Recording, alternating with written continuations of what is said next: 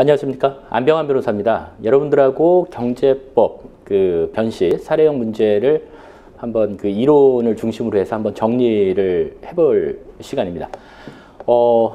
저를 간단히 소개해드리면 법무법인 한별의 파트너 변호사로 근무하고 있고요.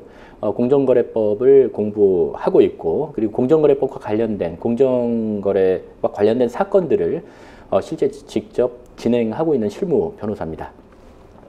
제가 이번에 로이어스 경제법이라는 조금 얇은 요약서를 이제 출판을 했는데요. 오늘 강의는 이 교재를 중심으로 해서 이어가겠습니다. 책에 대해서 간단히 설명을 드리면, 일단 아직 기출문제의 표본이 많지가 않기 때문에 이것을 성급하게 일반화할 수는 없지만, 저희들이 그동안 파악한 기출문제의 유형, 그리고 그 외에도 모의시험이 있었죠. 이런 유형들을 전체적으로 종합해 볼 때, 이 정도에서 정리하면 어떨까라는 제안을 드리기 위해서 여러분들한테 요약서를 한번 준비해 봤습니다. 책을 읽다 보면 여러분들이 느끼셨겠지만, 단순한 예전에 객관식 시험 시절에는 잡다한 것을 도표로도 넣어두고 여러 가지 정리하면서 정말 많은 것을 봐야 이제 지문에서 올바른 것, 틀린 것을 골라내지 않겠어요?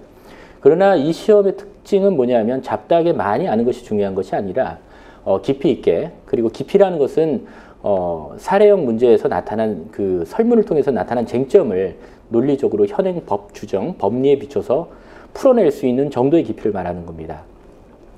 서술형 시험이라는 것은 결국에는 본인이 처음부터 끝까지 시작해서 마침표까지 찍어야 되는 시험인데, 그것을 감안해서 약간의 이야기식으로 좀 풀어서 그렇게 서술을 해보려고 노력을 했습니다. 자, 길지 않게 일단 바로 출발하도록 하죠. 오늘 경제법 강의와 관련해서는 처음에 이제 경제법을 아예 처음 접하시는 분들이 분명히 계실 것 같습니다.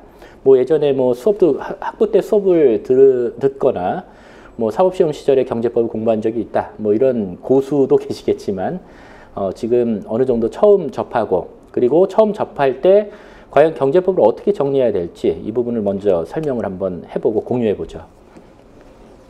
일단 출제 빈도가 높다라고 한다면, 이번 변시에서도 마찬가지로 그 출제 경향을 보였습니다만은, 대표적으로 시지남이라든지 시장지배적 지위 남용 금지를 의미하겠죠. 저는 줄여서 앞으로 시지남, 책에서도 시지남으로 표현했습니다. 시지남이라든지요. 그 다음에 뭐가 있을까요? 대표적인 카르텔입니다. 네.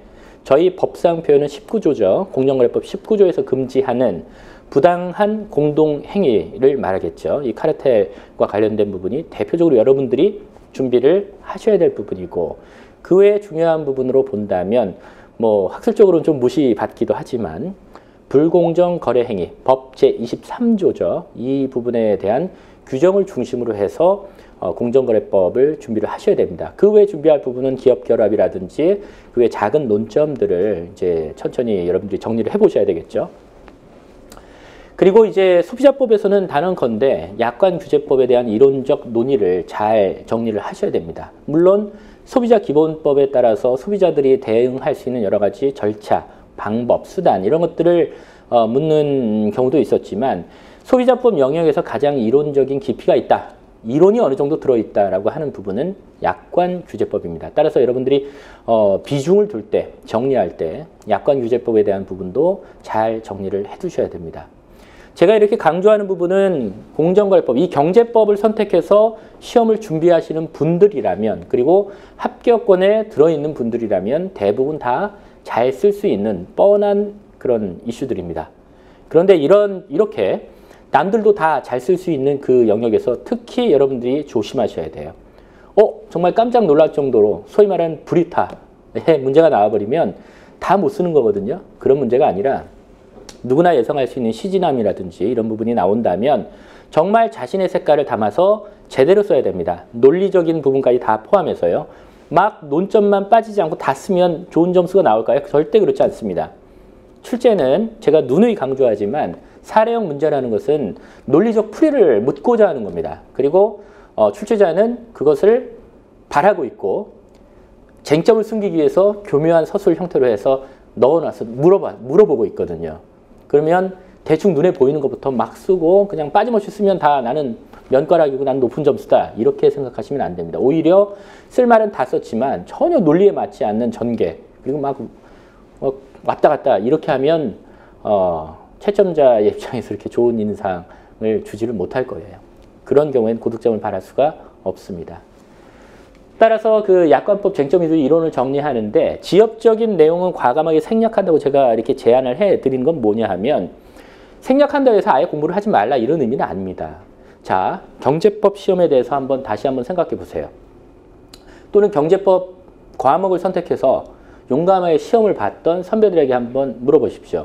정말로 경제법은 법전, 법하고 시행령 안에서 이 내용만으로도 상당 부분 내용을 채울 수 있는 분량이 많습니다. 그 얘기는 뭐냐 하면 소비자법 영역에서도 철회권이 어디에 있고 제한이 어디에 있고 이런 부분을 잘만 이렇게 눈여겨서 위치만 파악해 둔다면 세세한 내용은 법전을 믿고 시험장에 가셔도 된다라는 겁니다. 물론 시험장에서 법전 처음부터 딱 들고 그거 찾아볼 사람은 없습니다. 그래서 제안을 해드릴 건데 시진함, 불공정거래행위, 그 다음에 부당한 공동행위라든지 약관법 이렇게 이론적인 내용이 들어가 있고 행위 유형에 따라서 여러 가지 이 구분이 필요한 부분은 여러분들이 사례형 시험을 대비함에 있어서 정말 자세하게 여러 가지 모의 시험의 유형도 다 파악해가면서 정리를 치밀하게 해두되 그 외의 부분이요. 그 외의 부분은 법전에 어느 정도 가면 있더라. 이런 정도의 파악을 주소를 미리 찾아 놓으신다면 시험장에 가서 결코 당황하는 일은 없을 겁니다. 예를 들어 볼까요? 공정거래법과 관련해서 공정거래위원회의 구성이라든지 사건 처리 절차라든지 아니면 처분 가능한 여러 가지 조치라든지 이런 것들 여러분들 객관식 시험이라면 당연히 제가 책 속에 넣어서 정리를 해드렸어야 되고 뭐 여러 가지 해야 되겠죠. 그리고 그렇게 공부를 하셔야 되고요. 눈에 자꾸 넣어둬야 될 거 아닙니까? 그러나 이 시험은 다시 말씀드리건대 서술형 시험입니다.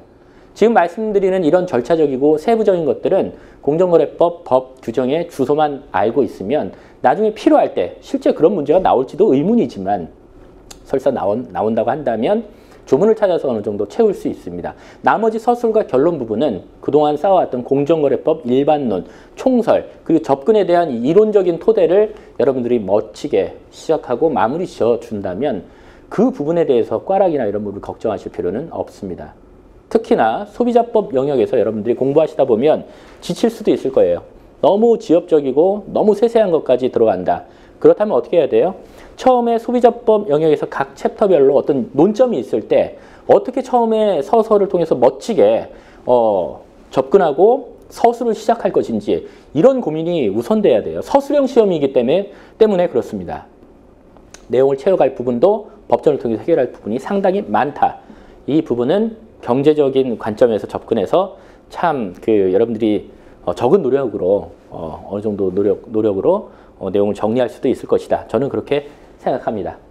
자, 그래서 시험장에서 정말 쓸 수 있는 내용 위주로 정리를 하시는 것이 효율적인 그 접근일 것이고 서설은 이제 사람마다 다르겠죠. 좀 더 멋있게 시작하는 사람이 있는가 하면 사안의 경우는 쟁점은 뭐뭐다. 그냥 이렇게 떨떠름하게 이렇게 그냥 하는 분들이 있어요. 전체적으로 읽었을 때 담백하고 맛있다. 이런 답안들이 꽤 있습니다. 깊이 있게 쓰시는 부분은 나중에 이제 내공을 키워가시면서 키울 부분일 것 같습니다. 여러분들 수험생 입장에서는 이제 불안하죠. 그렇죠? 불안하면 전반적으로 이렇게 학원 강의라든지 이런 것을 듣는 목적도 뭐냐면 내가 가고 있는 길이 올바른지 이 부분을 확인한다는 의미도 있습니다.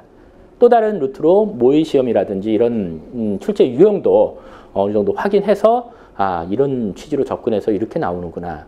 이런 식으로 풀어내면 괜찮구나. 이것이 모범 답안이니까 그런 취지로 한번 자주 기출문제라든지 모의시험, 모의고사 문제라든지 이런 부분도 등한시하지 마시고 차라리 너무 지엽적인 것부터 다 들어가서 경제법을 스스로 어렵게 만들어버린 다음에 어렵게 공부하지 마시고 이런 취지에서 큰 틀에서 접근하신 다음에 정말로 다른 과목도 다 정리가 잘 돼 있고 내가 자신감이 쌓여서 좀 더 여유가 있다. 그리고 난 변호사라든지 이렇게 법조인으로서 활동할 때도 공정거래법 관련해서 더 깊이 있게 공부하고 싶다. 이런 분들이라면 얼마든지 여유가 생겼을 때 해도 될 부분이라고 생각됩니다. 소비자법 등 지엽적인 내용들은 법과 시행령의 위치와 어느 정도에 가면 철회권에 대한 제한이 있고 어느 정도에 가면 어떤 내용이 있더라. 이런 취지는 미리미리 정리를 해 두시는 것이 좋습니다.